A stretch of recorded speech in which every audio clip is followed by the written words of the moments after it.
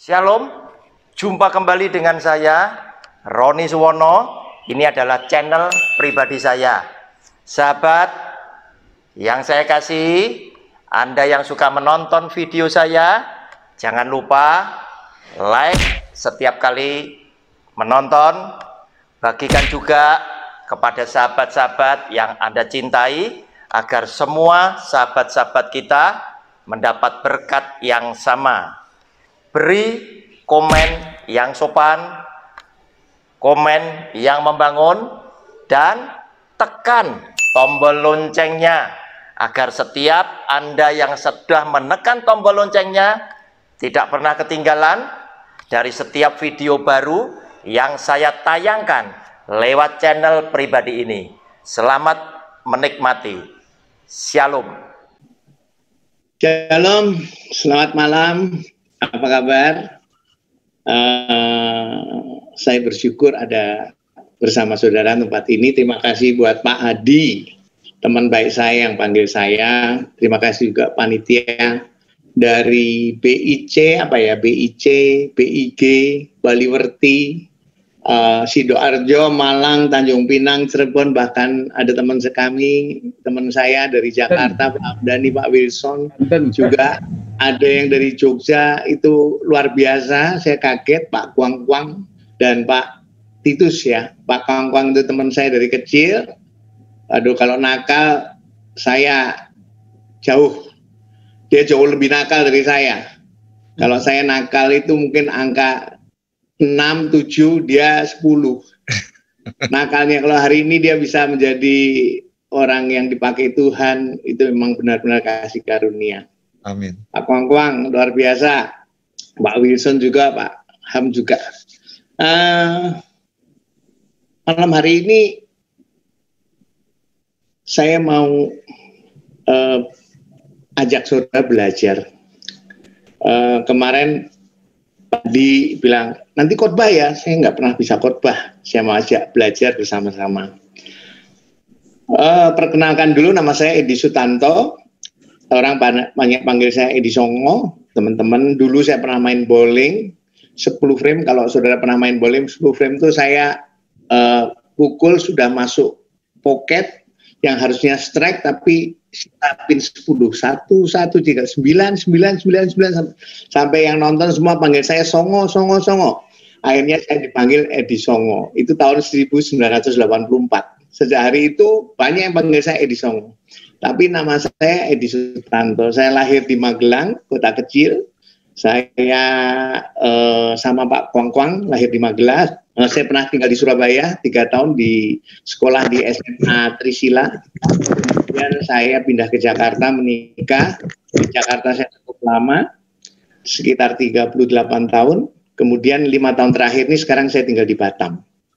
Tahun 2002 saya bertobat bareng-bareng Pak Hamdani. Saya bertobat di Full Gospel, diajak kakak saya. Kemudian ya jatuh bangun, tapi puji nama Tuhan sampai hari ini saya merasakan memang jauh lebih enak ikut Tuhan daripada ikut dunia. Dan saya nggak pernah bosen untuk ikut Tuhan, walaupun dengan jatuh bangun saya tetap mau bergantung kepada Dia. Dan saya melihat memang Tuhan itu Tuhan yang dahsyat. Anak-anak saya dulu saya narkoba, anak-anak saya 2 sekarang 1 jadi desainer, 1 jadi pendeta. Saya kadang-kadang bingung, anak saya bisa jadi pendeta, bapaknya dulu di stadium tiap malam.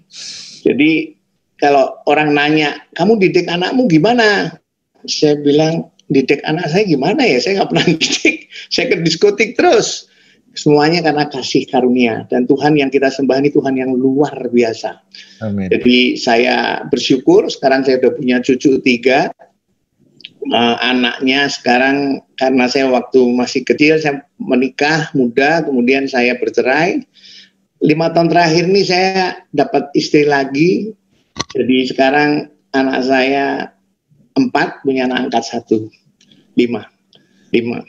Puji nama Tuhan, di penghujung umur saya sudah 63, saya hidup masih takut akan Tuhan, dan itu modal yang luar biasa. Amin. Oke, malam hari ini saya mau berbagi pada saudara. Saya beri judul sharing saya, Tomorrow is God's Job. Besok itu urusannya Tuhan. Urusan kita hari ini apa yang harus kita lakukan. Nah, saya mau ajak saudara untuk melihat di Yosua 3. Yosua 3 ayat 1 sampai 6. Saya nggak bisa share screen, saya baca aja buat saudara ya. Kisah tentang bangsa Israel yang akan menyeberang Sungai Yordan menuju tanah Kanaan. Saat itu bangsa Israel bermalam di tepi Sungai Yordan dan kemudian pagi-pagi dia akan berangkat. Saya bacakan buat saudara. Yosua bangun pagi-pagi, lalu ia dan semua orang Israel berangkat dari Sitim dan sampailah mereka ke Sungai Yordan. Maka bermalamlah mereka di sana sebelum menyeberang. Setelah lewat 3 hari, para pengatur pasukan menjalani seluruh perkemahan. Ayat 3, dan memberi perintah kepada bangsa itu, katanya, segera sesudah kamu melihat tabut perjanjian Tuhan Allahmu yang diangkat para imam, yang memang suku Lewi, maka kamu harus juga berangkat dari tempatmu dan mengikutinya. Ayat 4, hanya antara kamu dan tabut itu harus ada jarak kira-kira 2000 hasta panjangnya. Janganlah mendekatinya, maksudnya supaya kamu mengetahui jalan yang harus kamu tempuh. Perhatikan, sebab jalan itu belum pernah kamu lalui dahulu. Berkatalah Yosua kepada bangsa itu, kuduskanlah dirimu, sebab besok Tuhan akan melakukan perbuatan yang ajaib di antara kamu. Ayat 6, dan kepada para imam itu Yosua berkata demikian, angkatlah tabut perjanjian dan menyeberanglah di depan bangsa itu. Maka mereka mengangkut tabut perjanjian dan berjalan di depan bangsa itu. Saudara, malam hari ini kita belajar beberapa hal yang dilakukan bangsa Israel di bawah pimpinan Yosua. Bagaimana mereka menyeberangi Sungai Yordan menuju tanah Kanaan. Sebuah perjalanan yang belum pernah mereka lalui sebelumnya.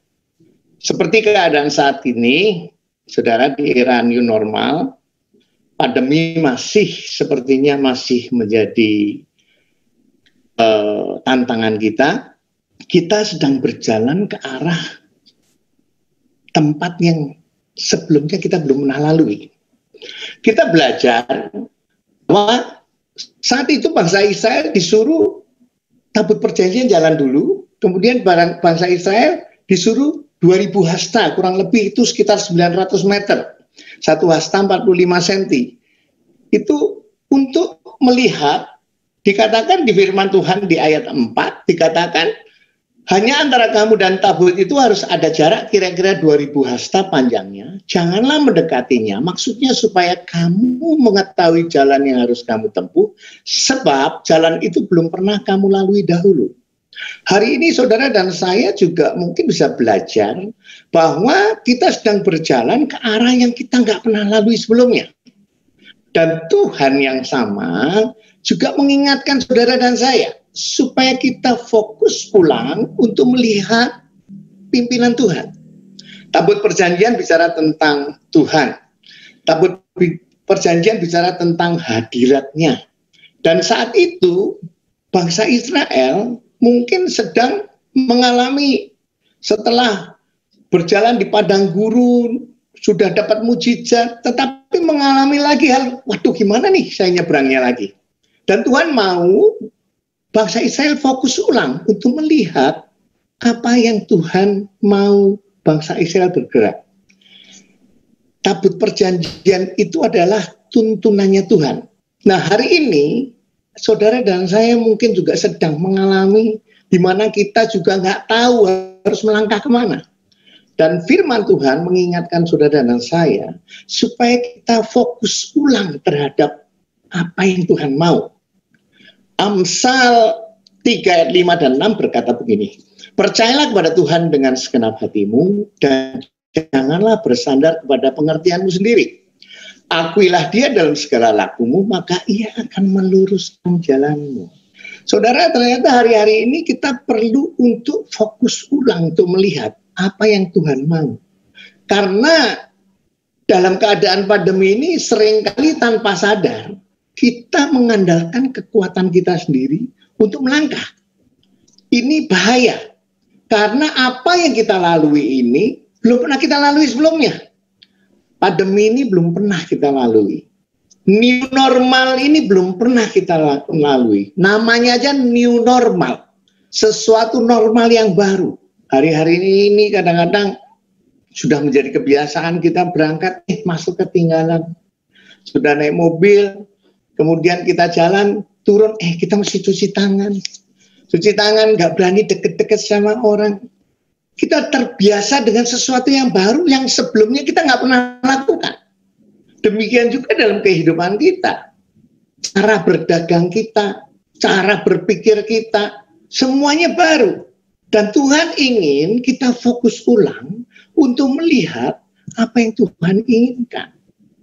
Masalahnya, apakah saudara sadar bahwa saudara dan saya sedang berjalan ke arah kemenangan demi kemenangan yang Tuhan inginkan dalam hidup saudara dan saya? Atau sebaliknya, saudara merasa bahwa, aduh, era ini kayaknya udah mau kamu tahu. Kayaknya kita sebagai pengusaha udah sulit banget. Tapi sebaliknya, Tuhan kita ini Tuhan yang tidak terkondisi. Tuhan yang tidak pernah berubah dahulu, sekarang, sampai selama-lamanya. Mau musim dahulu, musim sekarang, musim new normal, atau new normal. Tuhan yang sama adalah Tuhan yang ingin saudara dan saya menang. Amin. Nah, saudara, puji nama Tuhan, waktu kita percaya Yesus sebagai Tuhan dan Juru Selamat, Roh Kudus tinggal di dalam hidup saudara dan saya. Setuju ya? Nah, izinkan saya untuk sedikit sharing, sedikit berbagi, bahwa manusia ini diciptakan terdiri dari tubuh, jiwa, dan roh. Binatang cuman tubuh dan jiwa. Binatang mati sudah beres, nggak ada rohnya. Manusia diciptakan serupa dan segambar dengan Tuhan. Ada rohnya, karena Tuhan adalah roh. Nah, kita punya pikiran, jiwa, ini adalah pikiran, perasaan, dan kehendak. Tuhan karena kasihnya kepada manusia, dia dikasih kebebasan. Saudara masih ingat waktu Tuhan menciptakan manusia pada awal mulanya, semua boleh engkau makan, ini nggak boleh ya. Tapi dikasih kebebasan. Nah, dosa membuat roh Tuhan dan roh manusia terpisah. Tadinya manusia diciptakan serupa dan segambar dengan Tuhan, supaya roh Tuhan dan roh manusia bisa bersatu dan kemudian melakukan segala rencana Tuhan dalam kehidupan kita, manusia.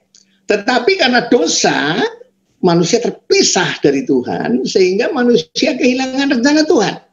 Hanya orang-orang yang mendapat kasih karunia saja yang dulu Tuhan bisa pakai, seperti Musa, Abraham, dan lain sebagainya. Tetapi hari ini berita baiknya, saudara dan saya percaya sama Yesus, roh saudara dan saya kembali terhubung dengan Tuhan. Oleh sebab itu ada satu istilah bahwa hidup orang percaya adalah hidup yang dipimpin oleh roh.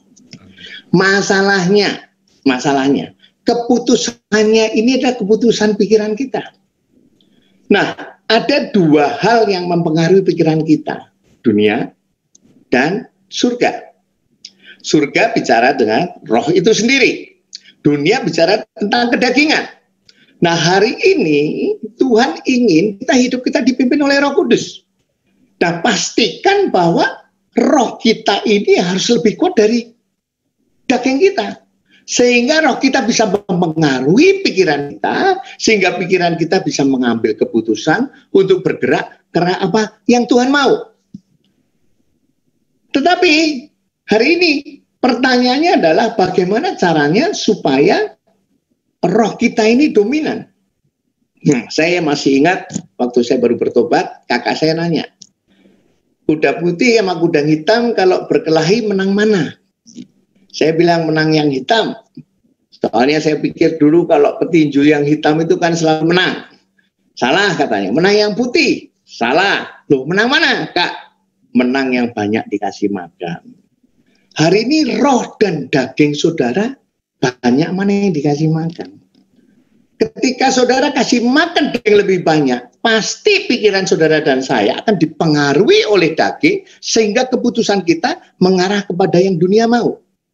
Tetapi kalau roh kita dikasih makan lebih banyak, pasti roh kita yang mempengaruhi pikiran kita, sehingga kita bisa mengambil keputusan ke arah apa yang Tuhan mau.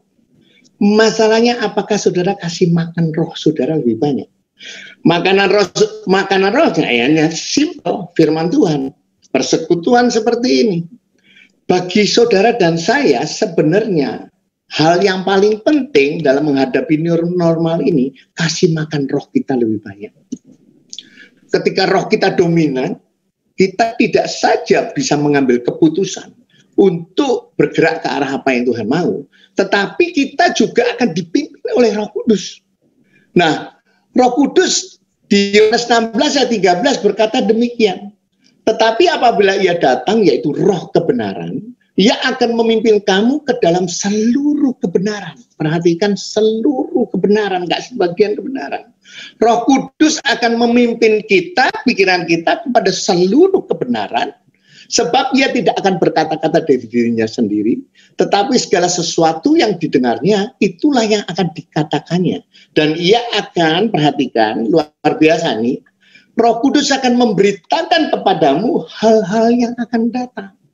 Halo, kalau saudara dan saya kasih makan roh kita dengan firman Tuhan setiap hari, Roh Kudus yang menghibur, menginsiapkan, mengingatkan, akan memimpin kita kepada seluruh kebenaran, dan lebih daripada itu, dia akan memberitahukan kepada kita hal-hal yang akan datang.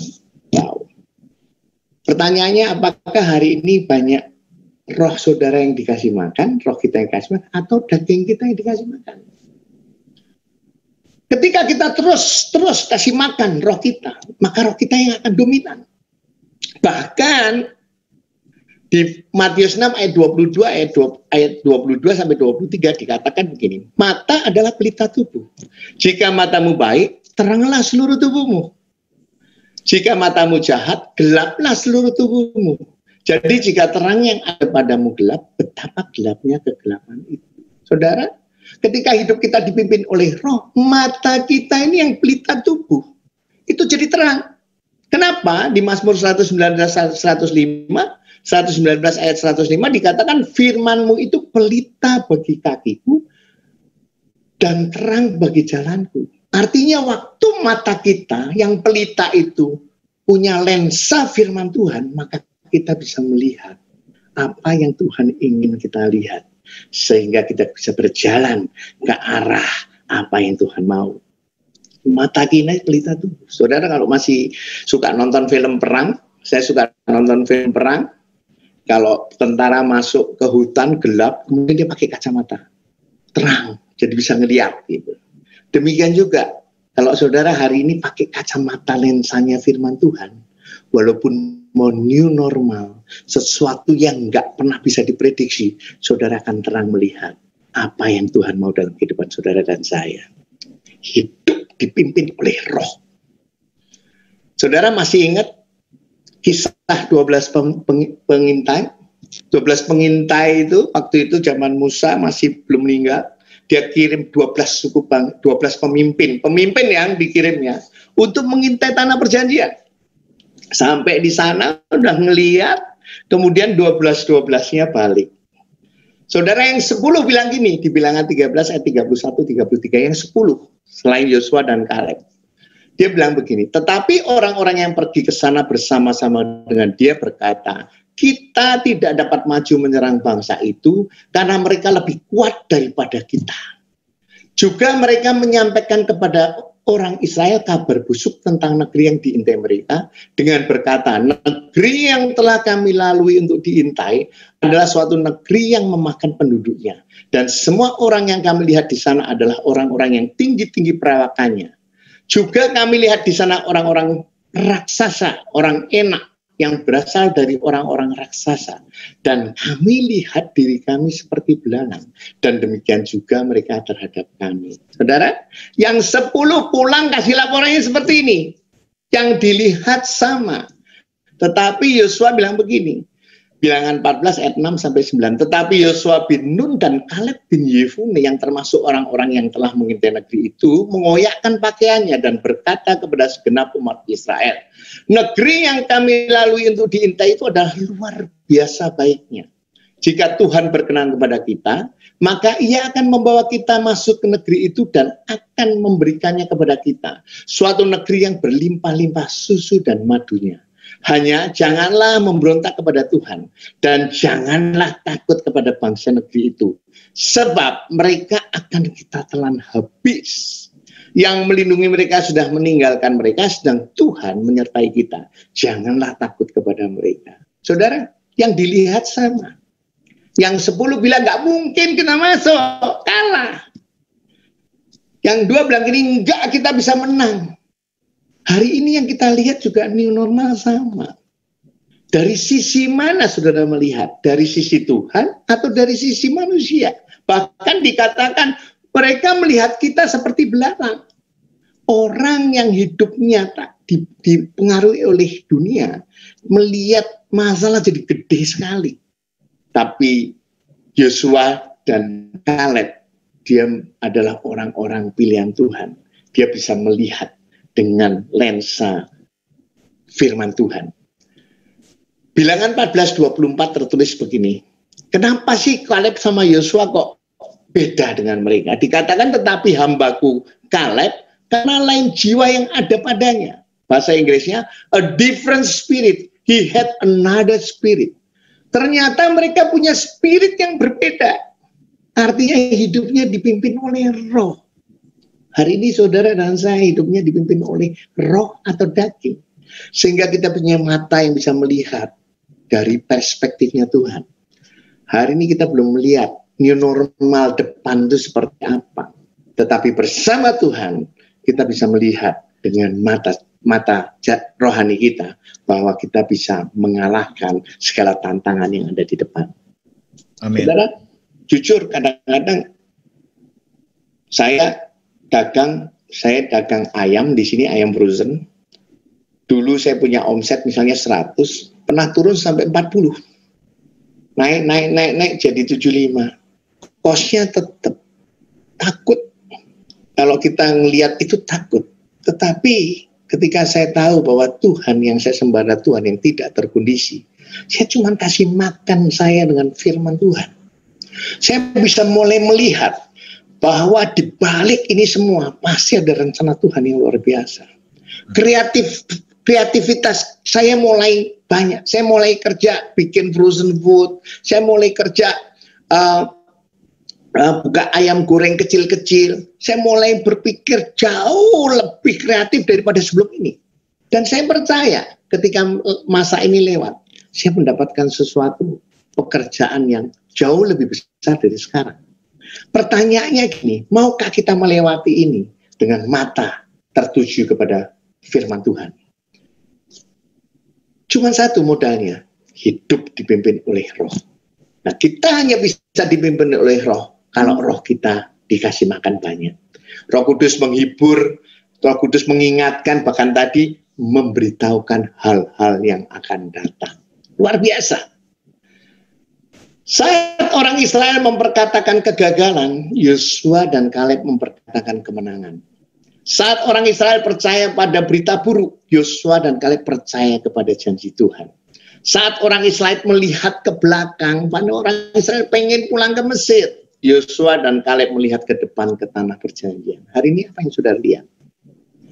Hari ini apakah sudah melihat tabut perjanjian? Kau melihat Tuhan, firman-Nya, janjinya, atau saudara melihat keadaan sekitar? Dunia dan segala keinginannya akan lenyap untuk firman Tuhan, tetapi orang yang melakukan kehendak Tuhan akan hidup untuk selama-lamanya. Pastikan saudara dan saya kasih makan roh kita dengan firman Tuhan setiap hari, sehingga roh kita dominan, mempengaruhi pikiran kita, sehingga pikiran kita mengambil keputusan bergerak ke arah apa yang Tuhan mau. Dunia mengatakan takut, Tuhan berkata jangan takut. Dunia mengatakan tidak mungkin, Tuhan berkata tidak ada yang mustahil.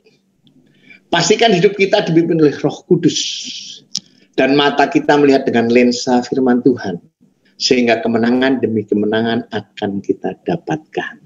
Itu hal pertama yang kita belajar hari ini. Hidup dipimpin oleh Roh Kudus. Kasih makan roh kita, sehingga roh kita dominan. Kita bisa mempengaruhi pikiran kita.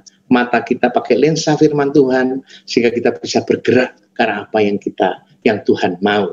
Dan yang kedua, hal yang kedua kita belajar di Yosua 3 ayat 6. Berkatalah Yosua kepada bangsa itu, kuduskanlah dirimu, sebab besok Tuhan akan melakukan perbuatan yang ajaib di antara kamu. Yang kedua, kuduskanlah diri kita. Saudara, bicara tentang kudus, kadang-kadang kita jadi takut. Bisa nggak sih ya hidup kudus? Mendengar kata-kata kudus ini kayaknya sesuatu yang nggak mungkin. Izinkan saya berbagi sedikit tentang kekudusan. Saudara, waktu saudara percaya Yesus sebagai Tuhan dan Juru Selamat, ada dua hal penting yang saudara terima. Yang pertama, saudara dan saya dibenarkan. Justification. Saudara, begitu percaya Yesus, saudara menjadi orang benar. Statusnya orang benar. Ini pekerjaannya Tuhan 100%. Kita nggak punya, perbuatan kita tidak bisa membuat kita jadi orang benar. Pekerjaannya Tuhan 100%. Status kita jadi orang benar sekali untuk seumur hidup, kecuali saudara menghujat Roh Kudus. Bagian kita cuma percaya, dan sama untuk semua orang. Saya percaya Yesus, saya dibenarkan. Pak Wilson percaya Yesus, Pak Wilson dibenarkan. Saudara semua percaya Yesus, saudara dibenarkan. Sama semua orang. Tapi ada yang kedua, waktu saudara percaya Yesus, saudara dikuduskan. Sanctification. Dikuduskan itu bukan pekerjaannya Tuhan 100%. Contoh, saudara percaya Yesus, tadinya saudara suka ngomong kotor. Begitu percaya Yesus, besok jadi nggak pernah ngomong kotor. Nggak mungkin. Saudara perlu untuk berusaha. Ngomong kotor, ampun Tuhan, aku berusaha. Saya dulu paling seneng ngomong kotor. Kalau ngomong kotor itu cepet banget. Bohong tiap hari kerjanya bohong.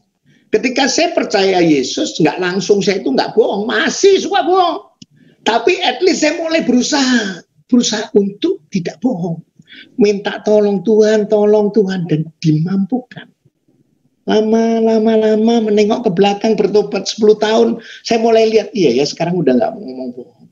Dulunya nggak sabaran, sekarang mulai sabaran. Saudara, dikuduskan prosesnya seumur hidup. Dikuduskan bukan berarti saudara jadi hidup kudus. Kudus dalam standarnya yang sepertinya, wah, tidak ada dosa sama sekali. Tetapi dikuduskan adalah ketika kita mau bekerja sama dengan Roh Kudus dan melakukan hal-hal yang baik. Dulu saya suka berzina, saya mulai gak mau berzina, gak kuat, minta tolong Roh Kudus, lama-lama gak berzina. Saya dulu narkoba, begitu berhenti, saya gak mau narkoba, masih pengen minta tolong, lama-lama sudah gak. Akhirnya sekarang saya udah gak pernah pengen narkoba. Perempuan kadang-kadang masih pengen, tetapi kadang-kadang Roh Kudus ingatkan, jangan, mulai gampang nolaknya. Itulah proses kekudusan. Nah, banyak orang berpikir bahwa kok dulu dia lebih dulu bertobat, saya lebih dulu bertobat, kenapa dia kok luar biasa ya? Proses ini tidak kalau tadi dibenarkan, saudara semua sama. Begitu percaya Yesus, semuanya dibenarkan. Tapi proses kekudusan tiap beda. Saya walaupun lebih bertobat lebih dulu, belum tentu hari ini saya sama Pak Wilson, saya lebih kudus atau lebih bisa melakukan kekudusan. Belum tentu walaupun dia bertobatnya terakhir. Jadi kekudusan ini proses seumur hidup, tergantung saudara dan mau atau tidak. Ketika saudara mau, saudara akan dimampukan. Nah, 1 Petrus 1 dikatakan gini, sebab ada tertulis kuduslah kamu sebab aku kudus. Jadi kekudusan ini penting banget. Bahkan di Ibrani 12 ayat 14 dikatakan berusahalah hidup damai dengan semua orang dan kejarlah kekudusan. Perhatikan, kekudusan itu harus dikejar. Sebab tanpa kekudusan tidak seorang pun akan melihat Tuhan. Berarti penting hari ini dalam musim new normal ini kita sedang dibersihkan. Tuhan pengen saudara dan saya membersihkan hidup kita ini. Fokus dengan apa yang Tuhan inginkan.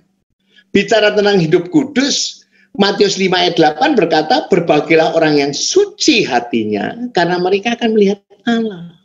Saudara, berarti hidup kudus adalah yang punya hati yang suci. Nah, ternyata masalah hati ini yang paling sulit. Tadi saya diberkati dengan kesaksian Pak Yudi. Pak Yudi bilang ditipu orang, sakit hati. Dia nggak ngerti lagi, kena sakit ya tadi ya. Tapi ketika dia bisa mengampuni, tiba-tiba sakitnya hilang. Saudara, menguduskan waktu kita lakukan bagian kita, menguduskan hidup kita, hati kita. Tomorrow is God's job. Besok itu urusannya Tuhan. Tuhan buka itu sungai Jordan itu. Kan sebelumnya nggak tahu bangsa Israel. Dia cuma bilang, kuduskan bangsa ini. Besok aku akan melakukan perkara yang besar. Hari ini saudara dan saya cuma diingetin sama Tuhan. Hidup dipimpin oleh Roh. Terus berjalan ke arah apa yang Roh mau. Dan yang kedua, hidup dipimpin oleh Roh adalah ketika kita bisa membersihkan hati kita. Saudara, saya pernah membenci seseorang lama sekali. Lama sekali benci sebelum bertobat, sampai bertobat saya masih benci. Saya nggak suka, saya benci. Dan saya berpikir begini, seringkali sebagai manusia sering begini. Udahlah, yang penting kok gak ketemu dia. Nah, saudara, sampai suatu hari kan ketemu terus. Saya masih benci. Saya bilang sama Tuhan, Tuhan, aku benci sama dia. Tapi firman-Mu bilang, kamu tidak akan pernah, kalau nggak ngampuni orang, dosamu juga nggak tampuni. Tuhan, aku takut. Tolong dong. Ini jujur, saya benci. Saya terus berusaha untuk tidak membenci. Berusaha. Sampai suatu hari saya ketemu orang itu. Dan saya tiba-tiba melihat, loh kok saya udah nggak benci lagi. Saya nggak tahu prosesnya kapan, tetapi tiba-tiba saya melihat orang itu, saya sudah tidak benci lagi. Ternyata itulah yang dinemukan proses pengudusan. Hati kita ini, Amsal 4 ayat 23 dikatakan bahwa jagalah hatimu dengan segala kewaspadaan, karena dari situlah terpancar kehidupan. Saudara mau punya kualitas yang baik, ya jaga hati kita. Kuduskan hati kita, nggak cuman besok Tuhan melakukan perkara yang besar, itu sebuah berkat materi, sebuah berkat jasmani, tetapi berkat rohani sudah Tuhan sediakan buat saudara dan saya. Kuduskan hati kita. Hidup kudus membersihkan hati kita dari iri hati, sakit hati, tinggi hati, keras hati. Halo, ada satu firman mungkin saya lupa catat, tapi kurang lebih seperti ini. Kalau engkau sedang mau mempersembahkan, engkau ingat ada sesuatu di hati saudaramu, bukan hati saudara ya, bukan hati kita ya, hati saudara temu terhadap aku, taruh persembahanmu, berdamai dulu, dan kembali. Saudara yang sakit hati, dia loh, bukan kita loh. Kalau firman Tuhannya bilang, waktu aku mempersembahkan, kemudian aku ingat lagi kesel sama Pak Hamdani, saya damai, itu biasa. Tapi ini gini, saya akan mempersembahkan, so aku ingat kayaknya Pak Hamdani benci bener sama saya nih, lagi benci nih. Saya taruh, saya datang ke Pak Hamdani, saya minta damai dulu. Udah ya, nah baru aku balik, baru mempersembahkan, baru Tuhan terima. Wow, saya pikir ya, kejarlah kekudusan ini adalah usaha kita. Bukan usaha orang lain. Halo. Musim pandemi ini mungkin Tuhan sedang mengingatkan saudara dan saya untuk hidup damai dengan semua orang. Kejarlah kekudusan dan tidak peduli yang salah dia atau kita. Kita harus menjadi pembawa damai. Kuduskan hidup kita. Clean. Iri ada nggak sih? Ayo kita koreksi. Kita lagi iri nggak? Saya tadi baru sedikit iri hati sama kompetitor saya, sama-sama supplier. Dia bisa dapat barang murah, ayam banyak. Aduh, saya iri. Tiba-tiba saya ingat, ya, kenapa iri? Emang Tuhan itu memberkati pakai kondisi. Emang kalau saya iri hati sama dia, saya lebih diberkati lebih banyak? Enggak. Jadi saya kemudian, enggak. Saya berdoa, saya bilang, Tuhan aku nggak mau iri hati. Tinggi hati, sombong. Saudara, tanpa sadar kita suka sombong. Saudara, kita ini nggak bisa apa-apa tanpa Tuhan. Kadang-kadang kita sudah capai sesuatu, kita ingat, iya loh, kalau gue nggak waktu itu mikir seperti ini, nggak jadi hari ini. No, semuanya karena Tuhan yang memberkati. Hilangin tinggi hati, keras hati. Ya seperti tadi, yang salah dia kok, ngapain gue mesti minta maaf? No, Tuhan nggak bilang, nggak suruh, yang salah yang minta maaf. Yang benar pun harus minta maaf, yang membawa damai. Kejarlah kedua, hiduplah damai dengan semua orang. Itu bahasa aslinya, saya pernah dengar dari seorang hamba Tuhan. Itu pembawa damai. Nggak peduli yang salah siapa. Terus apalagi? Sakit hati. Nah, seperti yang saya tadi cerita, Pak Yudi tadi cerita, sakit hati. Tetapi ketika kita mau terus berusaha untuk mengampuni, minta tolong Roh Kudus. Roh Kudus janji dia penolong, dia membawa kepada seluruh kebenaran. Kita bisa sampai suatu hari menjadi pembawa damai. Dan yang luar biasa, ketika kita melewati proses hari ini, besok Tuhan akan melakukan perkara yang besar. Dua hal penting hari-hari ini menghadapi era yang dimana kita belum pernah melalui sebelumnya. Yang pertama, hidup dipimpin oleh Roh, fokus ulang. Apakah kita benar-benar sering kasih makan roh kita dengan firman Tuhan, sehingga kita bisa mempengaruhi pikiran kita, sehingga mata kita bisa melihat dengan lensa firman Tuhan, sehingga kita kemenangan demi kemenangan akan kita raih. Seperti Yosua dan Kaleb, dan 10 orang itu jadilah seperti Yosua dan Kaleb, yang dilihat sama, new normal, yang nggak tentu ini. Tetapi ketika kita melihat dengan roh yang berbeda, kita bisa melihat bahwa Tuhan pasti menyertai kita. Dan yang kedua, kuduskan diri kita. Clean. Menguduskan diri kita bukan bagian orang lain, bagian kita. Kejarlah kekudusan, karena tanpa kudusan tidak seorang pun bisa melihat Tuhan. Jaga hati dari iri hati, sakit hati, tinggi hati. Dan besok Tuhan akan melakukan perkara yang besar. Yang terakhir, Yosua 3 ayat 14-17. Ketika bangsa itu berangkat dari tempat perkemahan mereka untuk menyeberangi sungai Yordan, para imam pengangkut tabut perjanjian itu berjalan di depan bangsa itu.